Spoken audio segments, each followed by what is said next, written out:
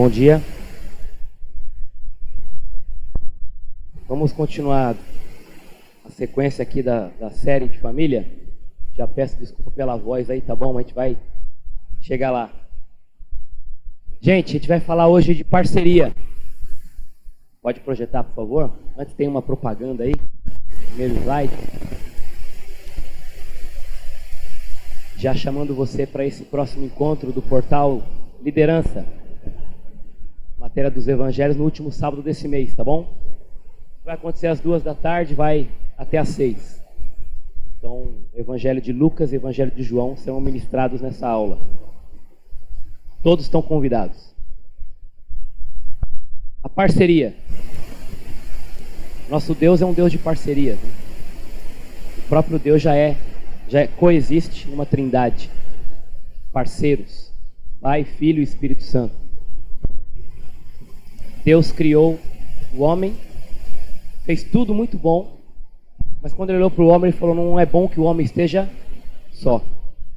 Logo, refletindo que era do seu agrado uma parceria para o homem, uma parceira. E ele cria então a mulher, para daí então formar a família. Esse grande ambiente da parceria que vai refletir a parceria do próprio Deus no mundo. E a história continua. Nós temos grandes e bons exemplos de parcerias na Bíblia, como também temos maus exemplos. Aqui tem alguns exemplos que eu vou mostrar de parcerias, por exemplo, no esporte. Quem talvez aqui pôde contemplar a parceria de Pelé e Garrincha na seleção brasileira? Aliás, qualquer um que fizesse parceria com o Pelé se daria bem, né? Mas alguns vão dizer que o Garrincha chegou bem perto dele. A parceria do Bebeto com o Romário, já para alguns mais da minha idade, não é? Grande parceria também. E a Marta e a Paula no basquete, quem lembra também? Muito bem sucedidas também nesse esporte. Parcerias na música. E aí você tem, eu coloquei aí até uma parceria em família, né? O pessoal mais atual vai gostar aí de... Sandy e Júnior até voltaram aí um dia desses, né? O pessoal até foi lá no show e tal.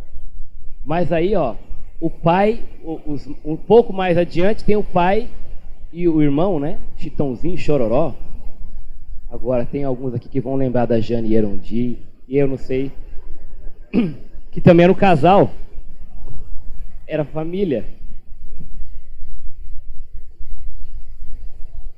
Não se vá, mas eu acho que já foi, viu? Tá vivo ainda? Tá, né? Não tá mais? Não sei. Separou? Oh, meu Deus. E aí a parceria no cinema, na literatura, na ficção, né? Olha aí que legal, quem lembra dessa turma aí, né? O Gordo e o Magro. Grande parceria que eles fizeram. A dupla dinâmica, talvez a parceria, né, a melhor parceria aí dos heróis, né? Olha aí, o Salsicha, o Scooby, o Barney e o Fred. E na grande literatura de Shakespeare, Romeu e Julieta, que virou até nome para combinação de queijo com goiabada, não é? Parcerias de sucesso. Eu gosto do queijinho com goiabada, vai bem, né? Mas eu quero olhar com vocês hoje um texto da Escritura, Eclesiastes. Antes de ler esse pedaço, do 9 ao 12, eu quero ler o contexto que justifica este trecho.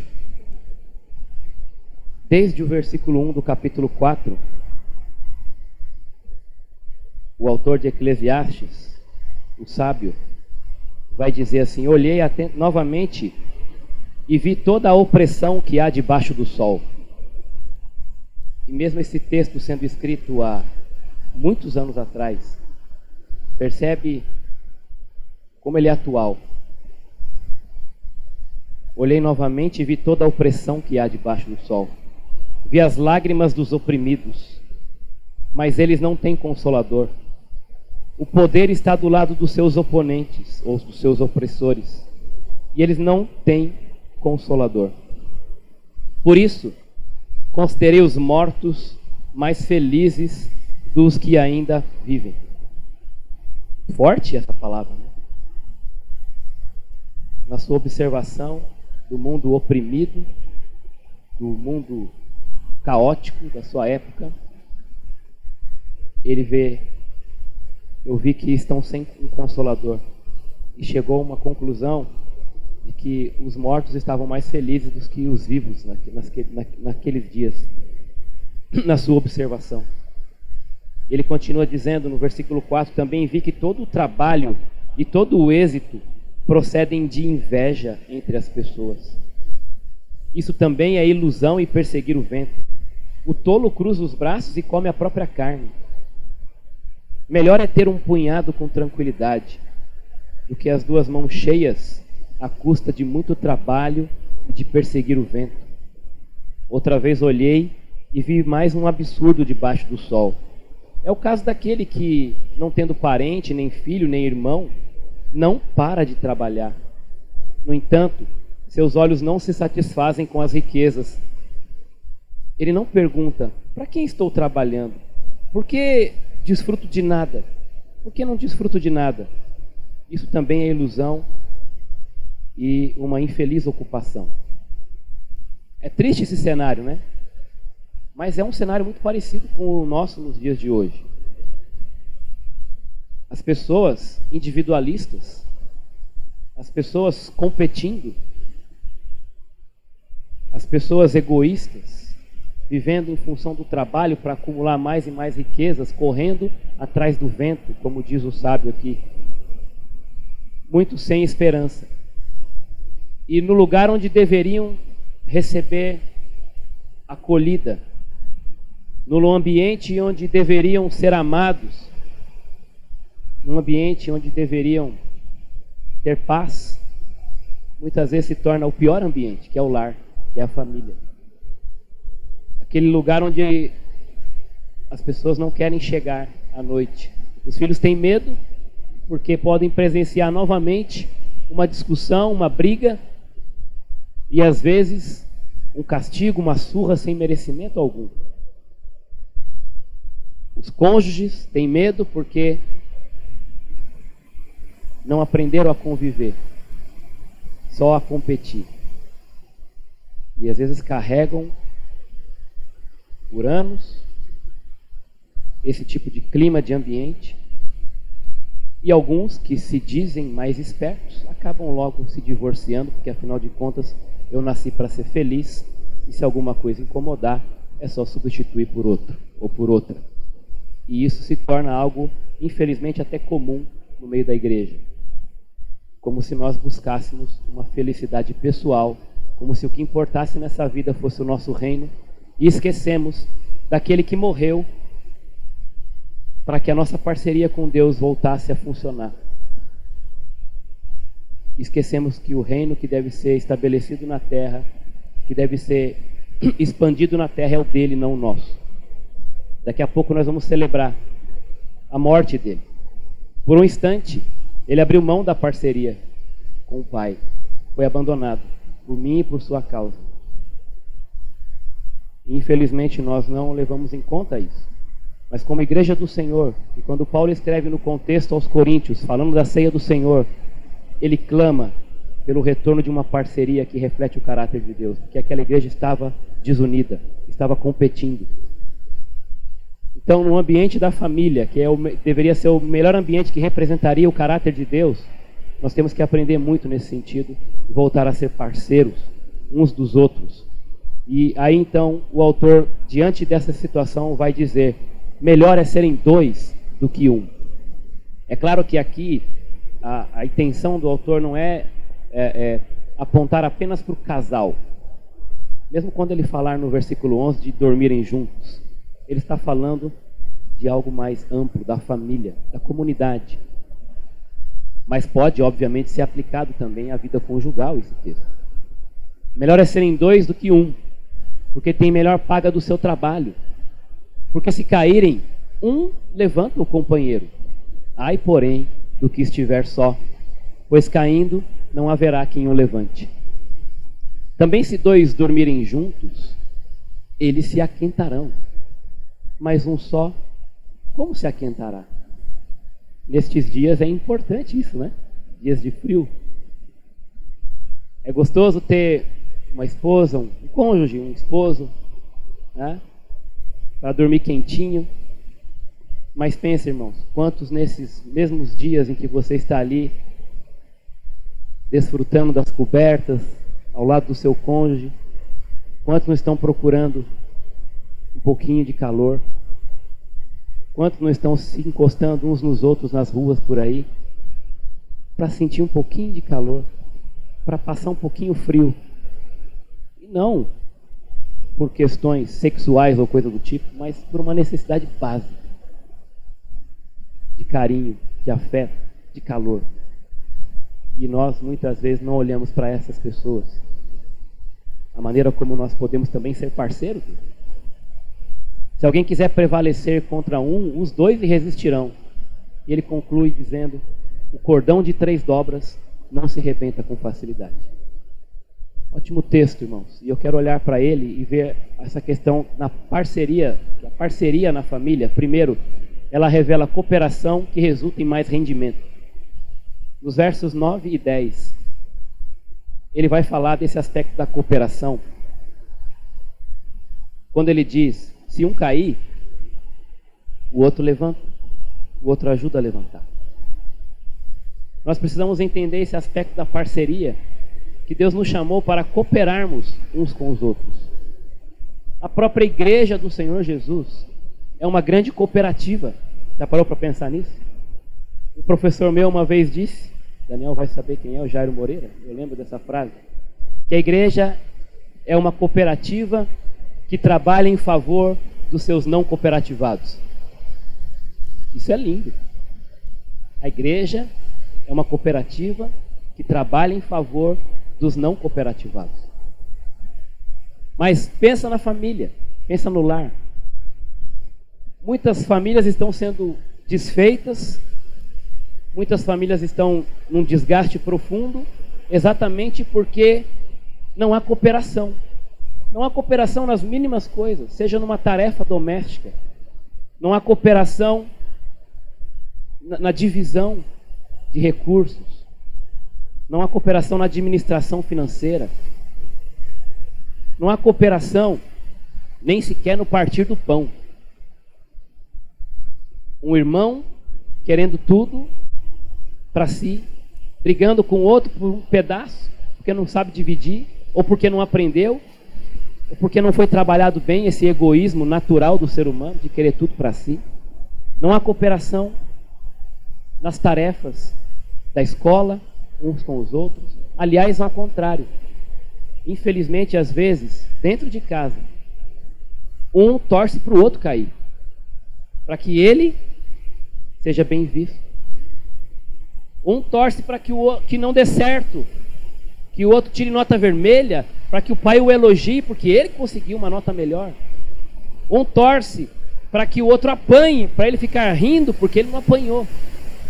E às vezes até maquina o mal dentro de casa para que o outro irmão seja colocado numa situação difícil, para que o pai ou a mãe dê uma surra. Arma uma situação, mente, fofoca. Não são poucos os casais, acho que o Edgar pode falar melhor que eu,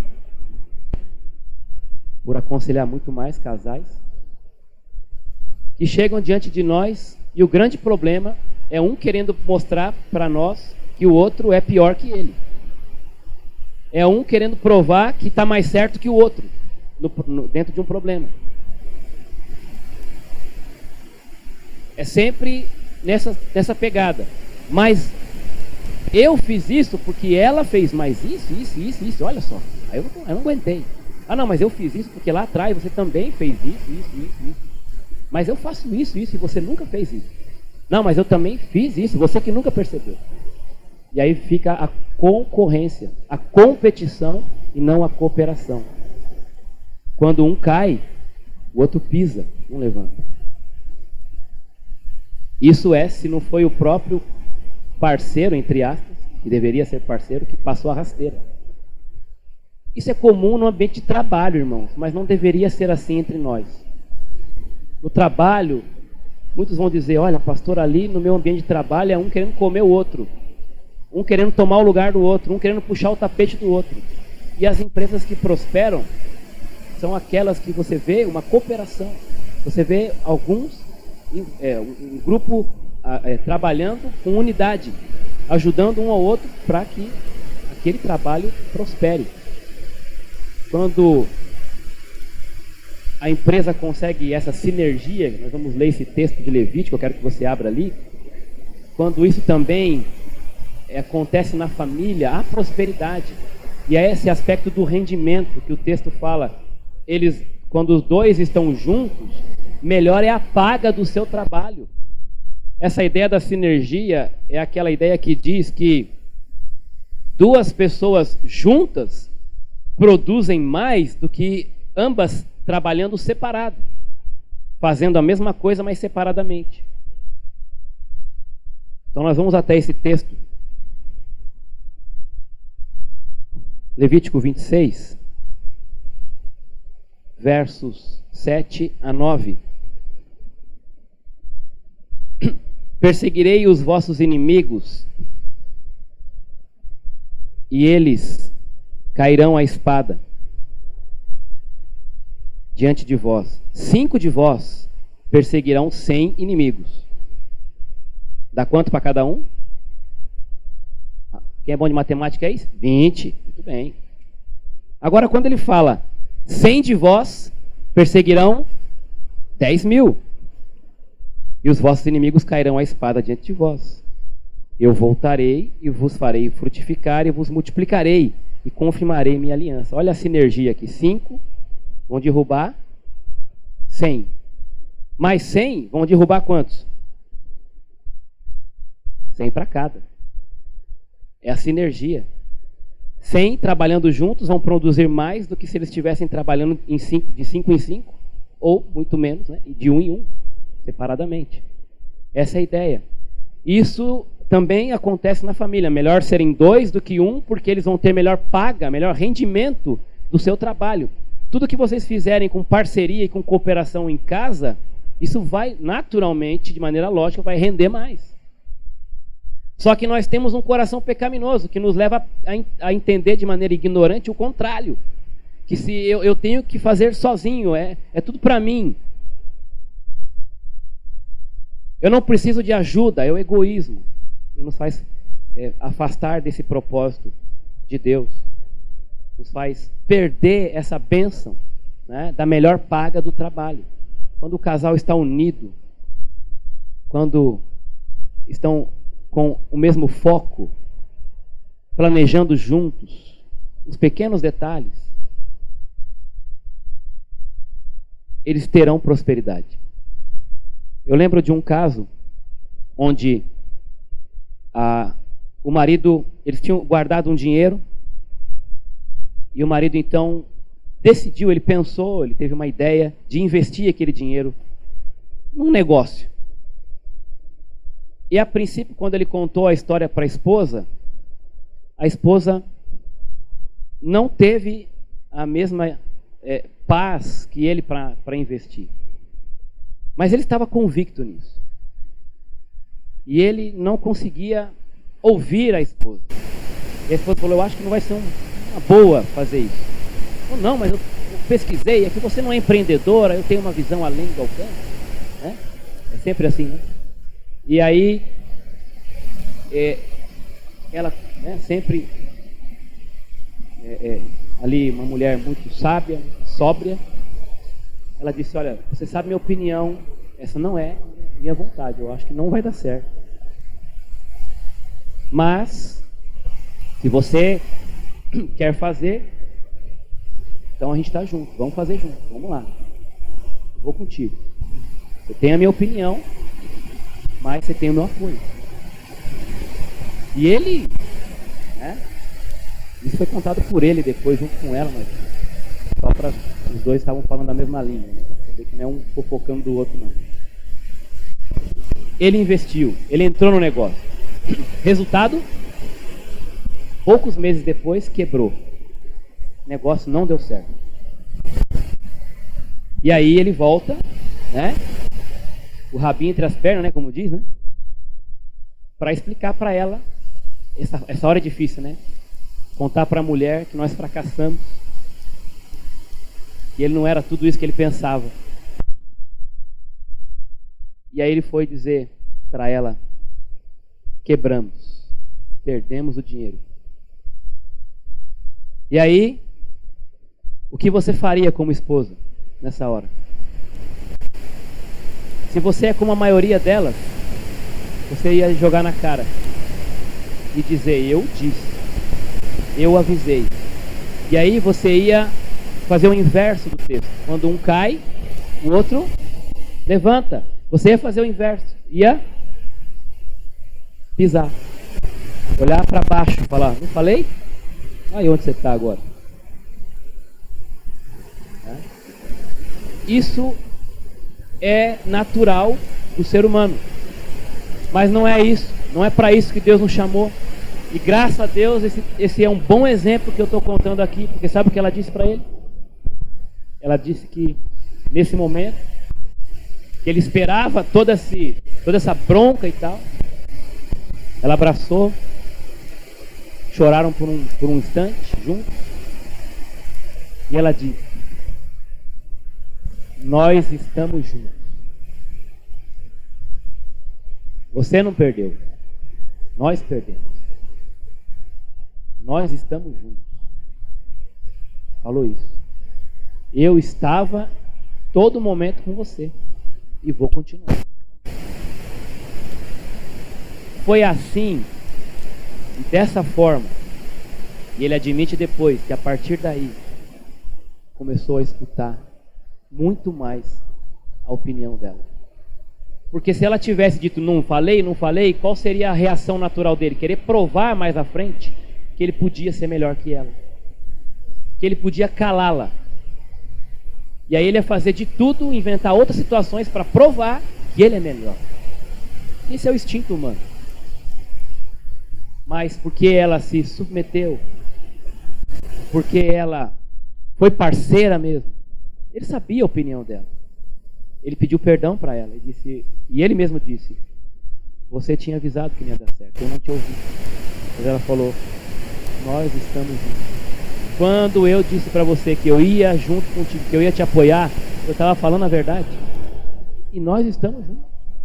Nós perdemos e vamos recomeçar. São poucos e raros os casos, infelizmente, né, irmão? Eu estou falando de crente.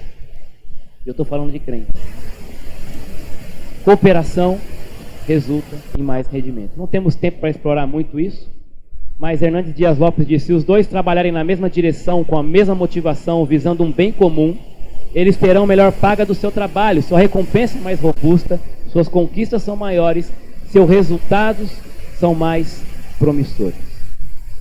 Segundo, é que a parceria na família, ela revela consolo e resulta em mais refúgio. E aí ele vai falar desse texto, no verso 11, voltando lá para Eclesiastes, que se dois dormirem juntos, ficarão aquecidos, mas um só como poderá aquecer-se.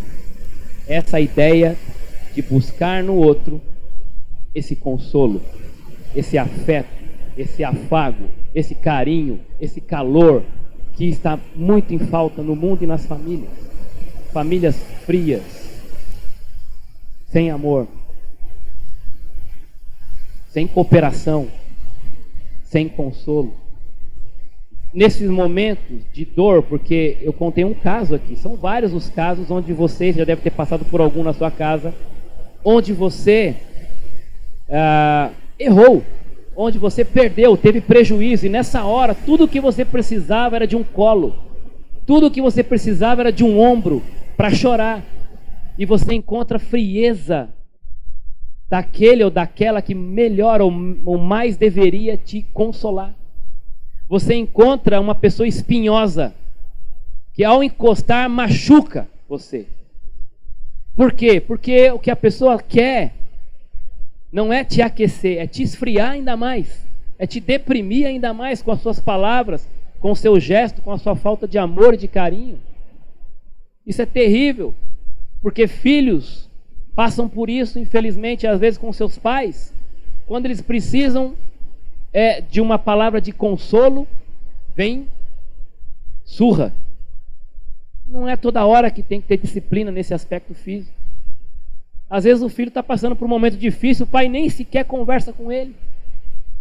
Não sabe por que ele está tirando nota vermelha. Às vezes uma conversa vai revelar algo que lá no fundo você vai dizer: meu Deus, como que eu fiquei alheio a isso todo esse tempo? Por que eu nunca conversei com ele? E às vezes você só vai se dar conta disso quando ele for parar nas drogas, ou quando tiver um comportamento completamente desviado do padrão, daquilo que é normal diante de Deus. E aí você vai falar: meu Deus, por que eu não conversei mais com meu filho? Por que eu não fui mais parceiro dele? Talvez, para Deus nunca é tarde demais, mas talvez esse caminho de volta vai doer bastante, vai demorar muito, vai trazer muito estrago. Então, queridos, você tem que entender, quando os dois estão juntos, quando eles são parceiros, eles se aquecem, eles se consolam, e nesse ambiente há refúgio, porque é isso que a família precisa. O marido, quando chega em casa, ele precisa encontrar esse refúgio, porque o dia no trabalho foi difícil, foi um dia talvez de humilhações para ele, de ouvir coisas pesadas e ter que ficar calado, para não perder o emprego, por exemplo.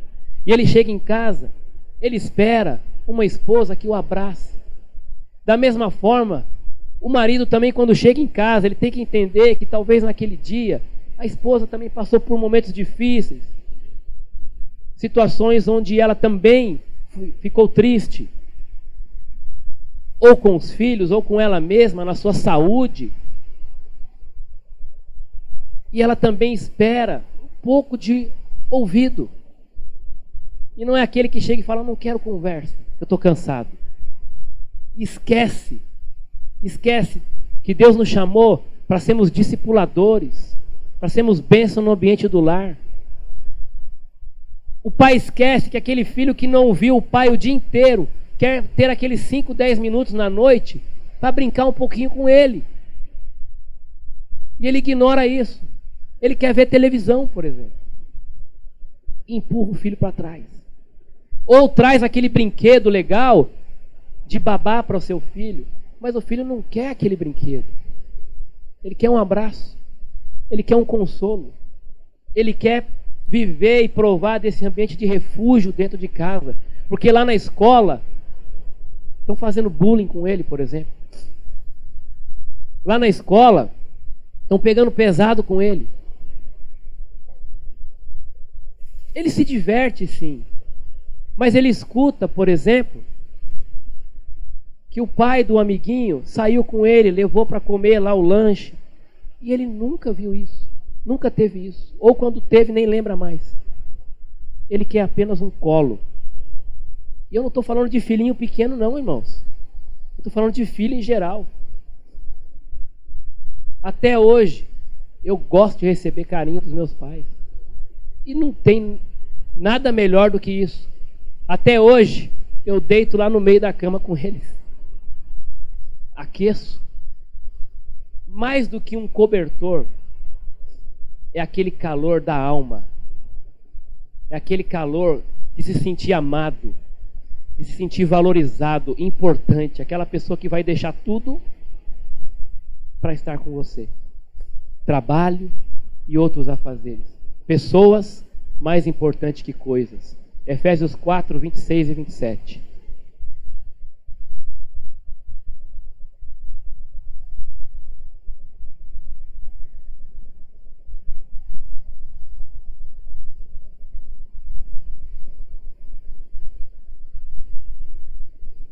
Quando sentires raiva, não peques, e não conserveis a vossa raiva até o pôr do sol, nem deis lugar ao diabo. Esse texto fala que os relacionamentos devem preservar, devem buscar essa unidade de pensamento, de alma, esse consolo mútuo, esse ambiente de refúgio. Por quê? Porque os atritos virão, os conflitos virão, mas vocês não devem deixar isso esfriar, deixar de lado, deixar passar uma noite sequer sem resolver isso. Por quê? Quanto mais nós prorrogamos o acerto, o perdão, mais o relacionamento vai esfriando. E a pior coisa que tem é deitar numa cama sem resolver problema.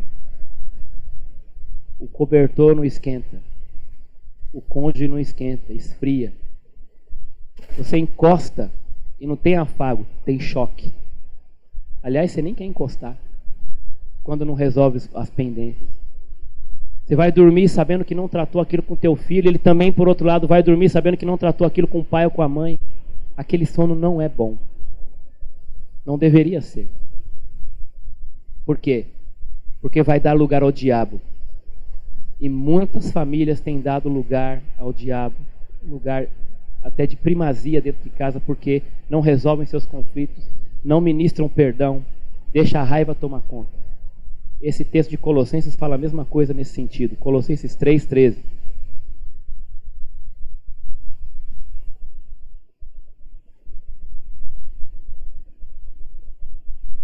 Infelizmente o tempo é bem corrido, não dá para discorrer muito sobre os textos.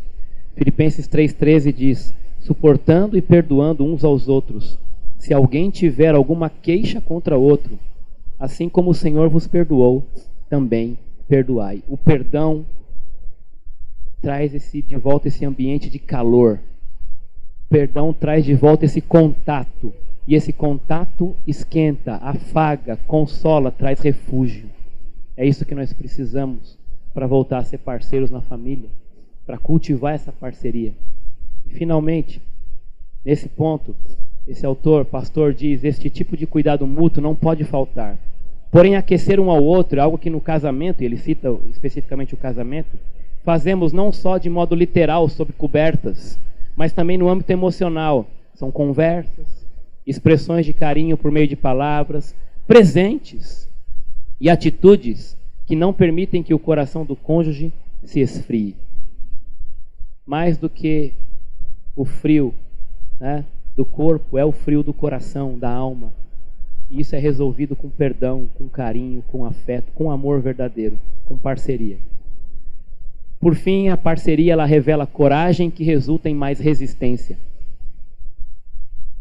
Lá no versículo 12, ele vai falar que se os dois estiverem juntos, né, um só, pode ser vencido, mas os dois conseguem defender-se. E o cordão de 3 dobras não se rompe com facilidade. Ou seja, os dois juntos, lutando juntos, vai gerar um no outro mais coragem para enfrentar as dificuldades da vida. Se tem um inimigo, se tem uma dificuldade, se tem um desafio pela frente, quando um fala, eu estou contigo, nós vamos juntos, um encoraja o outro. Mas se um fala, isso é problema seu, você que criou esse BO, você resolve. E aí? Desanima, enfraquece. Vai ser difícil conseguir vencer aquele obstáculo.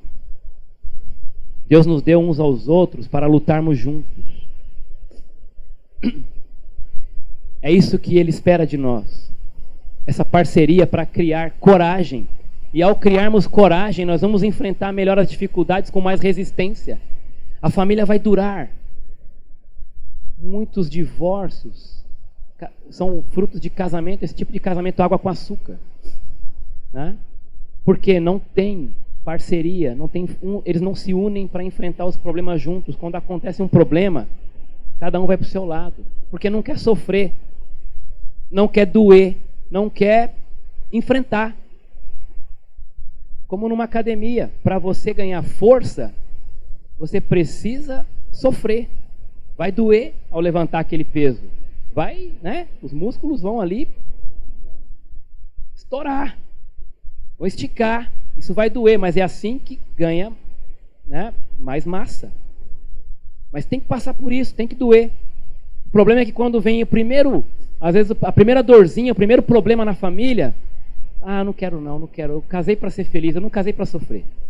E aí não enfrenta, espana, vai cada um para o seu lado.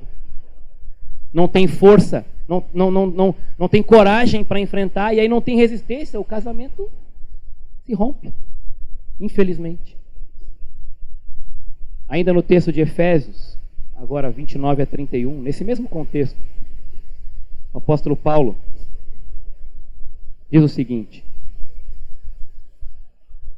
não saia da vossa boca nenhuma palavra que cause destruição, mas só que seja boa para a necessária edificação, a fim de que transmita graça aos que ouvem.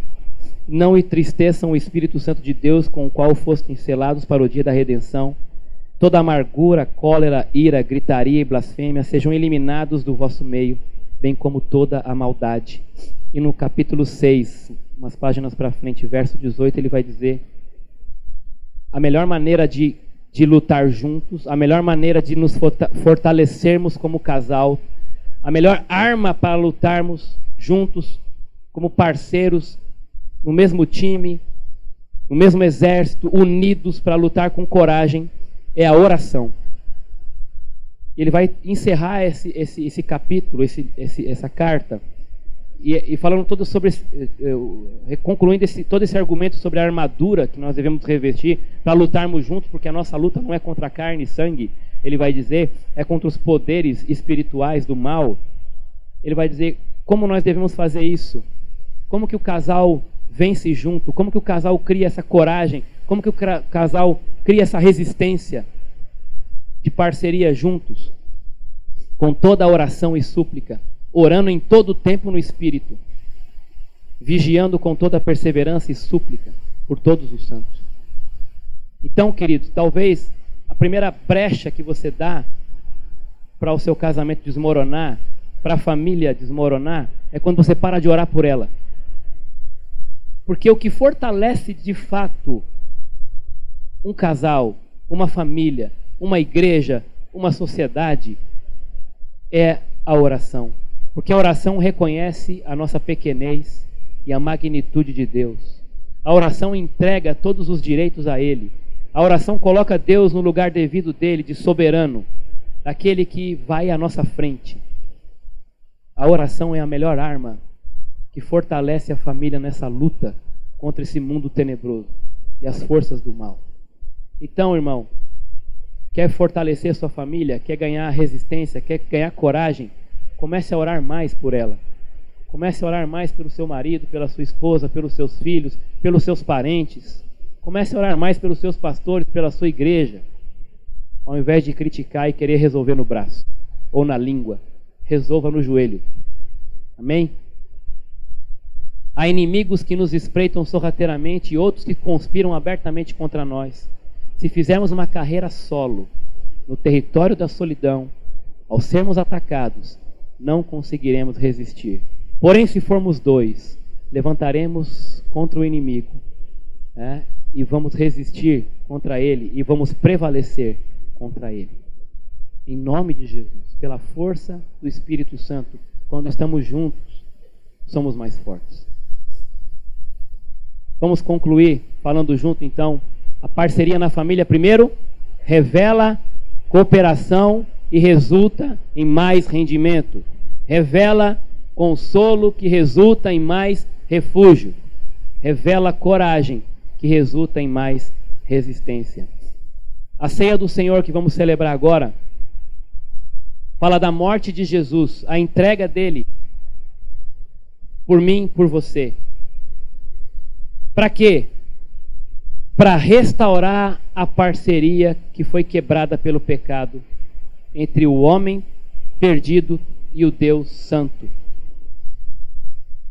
Então, quando você agora for pensar nos elementos da ceia, a parceria entre o pão e o cálice, o corpo e o sangue de Jesus, pensa que ele fez isso tudo para que você voltasse a ser parceiro de Deus. Porque quando o pecado entrou na humanidade, ele fez separação entre nós e o nosso Deus. Todos pecaram e estão destituídos desta glória. Mas a ceia é o símbolo que ilustra e traz à memória essa reconexão, essa parceria de volta com o Eterno. E se você já provou disso, adore ao Senhor de todo o teu coração, tomando a ceia com gratidão no coração. Mas não é só a parceria com Deus. Por meio de Jesus, nós temos paz com Deus e paz uns com os outros. Portanto, se há algum problema que tem impedido a parceria sua com qualquer irmão, examine-se. O apóstolo Paulo fala isso aos Coríntios porque eles estavam com problema de parceria na igreja. Não estavam conseguindo andar junto no mesmo rumo.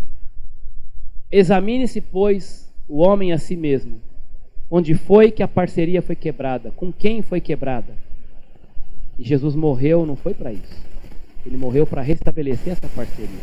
Ele entregou a sua vida para que por meio do Espírito Santo, da consolação do Espírito Santo, da coragem que podemos ter, a ousadia que podemos ter diante dele, vivamos de forma unida, de maneira unida, com o mesmo propósito.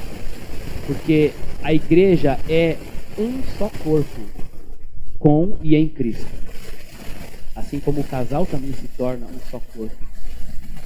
A igreja também é um só corpo com ele.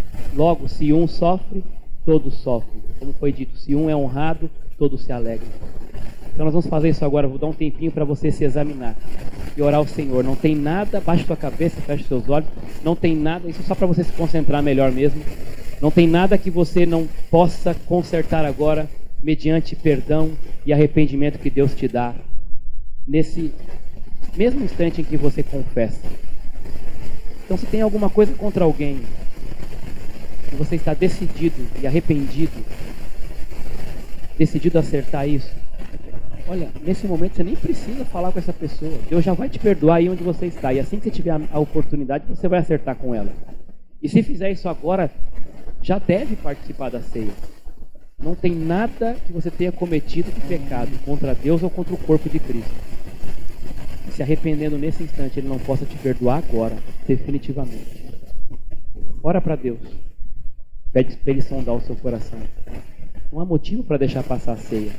A menos que você não creia no poder dele, ou não queira de fato acertar o pecado na tua vida.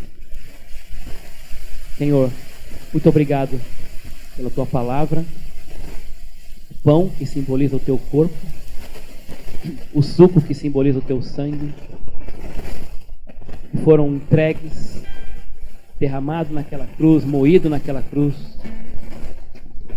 para que a parceria entre o homem pecador, perdido, e o Deus Santo pudesse ser refeita. Um gesto de amor do Senhor. Porque o Senhor veio até nós, se entregou por nós, para que não mais vivêssemos a nossa vida, o nosso reino, mas deixássemos o Senhor viver através de nós. Nessa parceria contigo, com teu Espírito, que as nossas famílias sejam parceiras do Senhor, que os casais sejam parceiros do Senhor, pais e filhos parceiros do Senhor, como um cordão de 3 dobras que não se rompe facilmente. Aliás, quando o Senhor está na parceria, nada vai romper. Nos ajude, Pai. E agora, enquanto tomamos a ceia, nos ajude a pensar nisso. Se tem alguma parceria, seja de marido e mulher, pai e filho, irmão e irmã, que foi rompida, traz a restauração, traz a cura, traz a libertação. Eu oro em nome de Jesus.